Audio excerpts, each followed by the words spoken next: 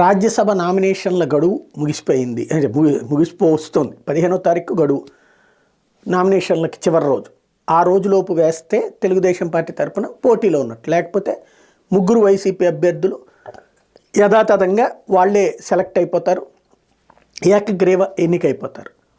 అప్పుడు ఇక తెలుగుదేశం పార్టీ రాజ్యసభలో శూన్యమవుతుంది. ఎందుకంటే తెలుగుదేశం పార్టీ పుట్టాక మొట్టమొదటిసారి రాజ్యసభ గడప తొక్కాక ఈ రోజు వరకు రాజ్యసభలో దానికి లేని రోజంటూ లేదు. అది ఎన్టీ రామారావు ఉన్నా, చంద్రబాబు ఉన్నా, మధ్యలో ఓడిపోయిన టైంలో కూడా రాజ్యసభలో ఎప్పుడూ అవకాశం ఉంటానే ఉండే.